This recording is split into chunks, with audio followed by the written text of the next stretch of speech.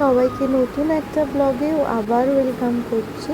আজকে হচ্ছিল রোববার, তাই কিছু স্পেশাল মেনু আছে, তার এক ঝলক আগে আপনাদেরকে দেখিয়ে দিয়ে দিনটা শুরু করা যাক। আজকে রোববার, এখন ঘড়িতে প্রায় বাজে হলো সকাল 9টা মতো। আর আজকে না সকালবেলাতে ঘরে আর কিছু ব্রেকফাস্ট বানাইনি, একটুখানি বাইরে থেকে একটু রাজকচুরি আর একটুখানি ওই কুলচা আনিয়েছিলাম, বাটার কুলচাটা আনিয়েছিলাম। তো রাজকচুরিটা আমরা যখন দিল্লি গেছিলাম তখন এত সুন্দর খেতে ছিল, তাই জন্য রাজকচুরিটা আনিয়েছিলাম। কিন্তু আসার পর দেখলাম হয়তো ঠান্ডা হয়ে গেছে বলে, মানে আর সমস্ত ওই কচুরির ভেতরে যে স্টাফিংটা থাকে সেই স্টাফিংটা সব আলাদা আলাদা করে দিয়েছিল। আর এই যে ডাব্বাটা দেখছেন, এই ডাব্বাটার মধ্যে রয়েছে হলো ওই আলুর স্টাফিং, ছোলা আর একটু ওই সেও ভাজা, আর ওই কি বলে ওই যে বাটাটা পুরিতে দেয় না একটা, ওই পাপড়ি, এটার মধ্যে ওই স্টাফিংটা দিয়েছিল। আর এই যে এই প্লাস্টিকটা দিয়েছে দেখছেন, এটার মধ্যে কুলচাটা এসেছিলো। আর এই যে কুলচাটা, আর কুলচাটা থেকে এত সুন্দর বাটারি স্মেল আসছিল যে কি বলবো। আর এই যে এখানে একটা প্যাকেট দেখছেন, এই প্যাকেটে দিয়েছিল ওই রাজ কচুরি, যে বড় যে কচুরিটা থাকে ওই কচুরিটা। এই যে দেখতে পাচ্ছেন, আর সামনেটাতে একটু ফাটিয়ে দিয়েছে, মানে এর ভেতরেই ওই স্টাফিংগুলো আর কি স্টাফ করতে পারা যায়। কিন্তু এটা না এত বেশি শক্ত হয়ে গেছিলো, আসলে এটা ডেলিভারি হয়ে এসছেও অনেকক্ষণ, তারপরেও কিছুক্ষণ ঘরে ছিল। প্রায় ডেলিভারি হয়ে আসারও 20 মিনিট বাদে আমি এটা ওপেন করছি, তো তাতে মনে হয় মানে শক্ত হয়ে গেছে। আর এখানে যে স্টাফিংটা দেখছেন, এতে একটু ছোলা, একটু আলু আর একটু ওই বাটাটা পুরির যে পাপড়িগুলো থাকে সেই পাপড়িগুলো দিয়েছিল, দিয়ে একটা মশলা বানিয়ে এখানে আর কি সার্ভ করেছিল। আর এইটা দিয়েছিল, এটা হলো মুখ শুদ্ধি। আমি অনেকক্ষণ ধরে দেখে ভাবলাম কি দিয়েছে, তারপর দেখি এতে মুখ শুদ্ধি দিয়েছে। আর এই যে এইটা দেখছেন, এটাতে রয়েছে হলো একটুখানি চাটনি, তেঁতুলের চাটনি। এই চাটনিটা না এখানে দই বড়ার উপরেও দেয়, আর যেহেতু দই আছে ওই জন্য মনে হয় এই চাটনিটা দিয়েছে। তো এই চাটনিতে গার্ডারটা এতভাবে পেঁচিয়েছে যে সে যেন খোলা দেয়। তো চলুন এবার এটা খুলে নিই, তারপরে এটা আর কি ওই রাজকচুরির মধ্যে দিয়ে দেব। আমরা যখন দিল্লিতে রাজকচুরি খেয়েছিলাম তার টেস্ট এত অনবদ্য ছিল যে কি বলবো। আমরা সেই ভেবেই এখানে আর কি রাজকচুরি অর্ডার দিয়েছিলাম। তো এই যে দেখতে পাচ্ছেন, আমি কিছুটা স্টাফিং এই রাজকচুরির ভেতরে দিলাম, আর কিছুটা ওই যেখানে ওর ওই স্টাফিংগুলো রাখা আছে তার ভেতরে দিলাম। এরপরে এতে একটুখানি ওই দই আছে না, একটুখানি দই দিয়ে দেবো। এটার ভেতরে দই আছে মনে হয়, বেশ ঠান্ডা ঠান্ডা লাগছিলো। তো চলুন এবার দইয়ের যে প্লাস্টিকটার মধ্যে এসছে সেটাকে খুলে নিয়ে তারপরে এই পরোটার ভেতরে স্টাফিংয়ের মধ্যে দিয়ে দেবো। তো এই যে আমার এটাতে হ্যাঁ দই আছে, তো কিছুটা এই কচুরির মধ্যে দিলাম আর কিছুটা এই স্টাফিংটার মধ্যে দিলাম। আর সত্যি বলতে গেলে এটার দাম নিয়েছে জোম্যাটোতে 110 টাকা মতো। কিন্তু হয়তো গরম গরম হয়তো ভালো লাগতো খেতে, কিন্তু সত্যি বলতে গেলে রাজকচুরিটা না একদমই আমাদের ভালো লাগেনি। আর পুরো ঠান্ডা হয়ে গেছিলো তো, আর নিজেরাও হয়তো ঠিক করে স্টাফ করতে পারিনি, তো রাজকচুরিটা আমাদের পুরো ফেলাই গেছে। এই যে এই কুলচাটা যেটা দেখলেন, কুলচাটা খুব ভালো দিয়েছিল। তো আজকে আবার দিদির ছুটি, রোববার তো ওই জন্য। এরপরে আমি গ্যাসে কড়াই বসিয়ে দিয়েছি। এরপরে এতে আমি একটুখানি তেল দিয়ে, আজকে না দুপুরবেলাতে রোববার, যেটা আমরা ছোটোবেলা থেকেই দেখে আসছি যে রোববার চিকেন মানে একটু লাল লাল করে চিকেন বা মাটনের ঝোল, তো আজকেও তার অন্যথা হয়। তো এই যে দেখতে পাচ্ছেন, আমি কড়াইতে একটুখানি তেল দিয়ে দিলাম। এইবারে না এটাকে গরম হওয়া পর্যন্ত অপেক্ষা করব। এরপরে এখানে পেঁয়াজ কুচিগুলো দিয়ে দেবো। দিয়ে ভালো করে লাল লাল করে ভেজে নেব। আর মনে হয় গ্যাসে একটু জল ছিল। আর দেখুন পেঁয়াজ দেওয়ার সাথে সাথে পুরো ছ্যাঁক করে উঠেছে। তো এই যে পেঁয়াজ কুচিগুলো আমি দিয়ে দিলাম। এবার একটু আলু কেটে রেখেছিলাম, সেই আলুগুলো এখানে একে একে করে আমি দিয়ে দেবো। আলুগুলোকে কেটে নুন হলুদ মাখিয়ে আমি রেখেছিলাম। আর আজকে যেহেতু আমি একটু দেশি চিকেন রান্না করব, দেশি চিকেনে না একটুখানি ঝাল নুন এইসব কটকটে হলে বেশ ভালো লাগে কিন্তু খেতে।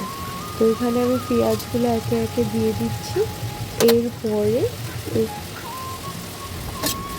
এতে আমি কিছুটা ওই আলু যেটা কেটে রেখেছিলাম সেটা আস্তে আস্তে দিয়ে দিচ্ছি।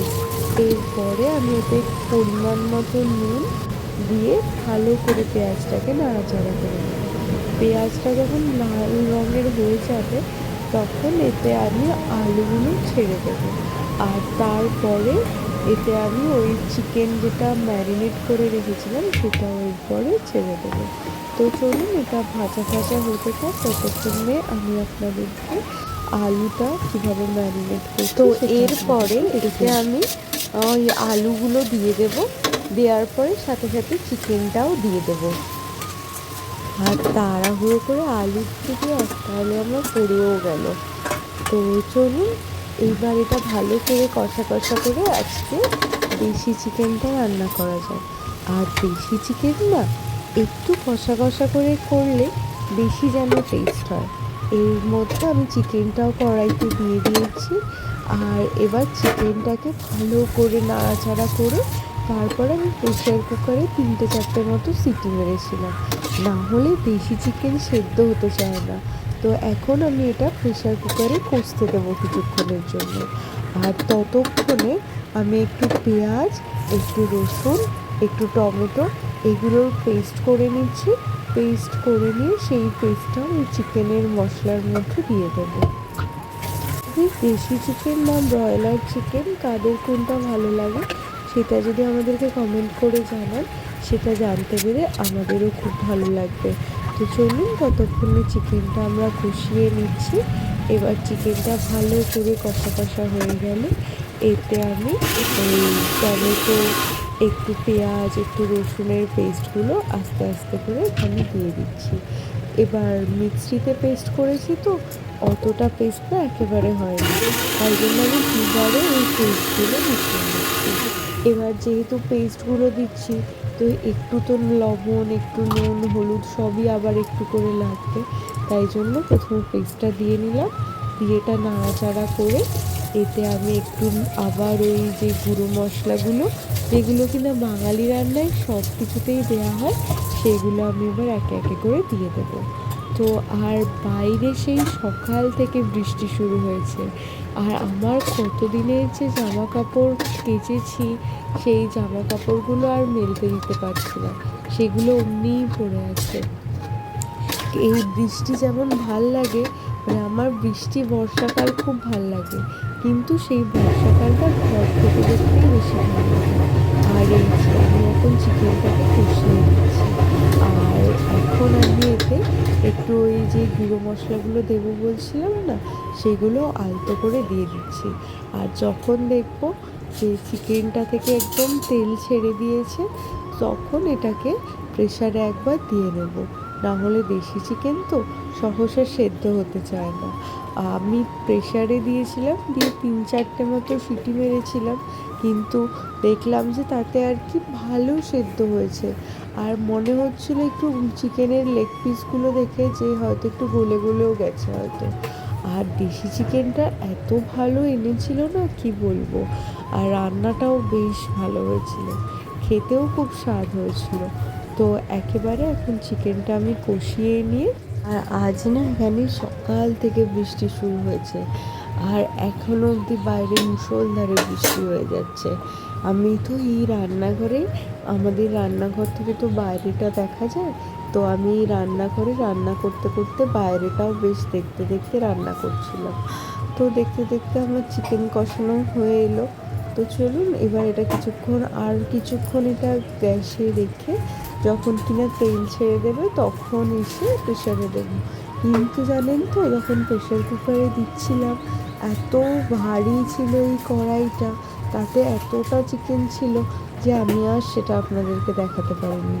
তো একেবারে এই রান্নাটা হয়ে গেলে প্লেটে, মানে খাবারের যে ডাইনিং টেবিলটা আমাদের আছে ওখানে খাবারগুলো সাজিয়ে একেবারে আপনাদেরকে আমি রান্নাগুলো দেখাবো ওখানে।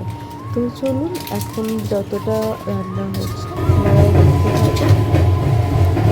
এবার যখন ফ্রন্ট ক্যামেরা অন করি তখন আবার ফ্ল্যাশ লাইটটা অন এবার পুরো মুশকিল হয়ে যায়।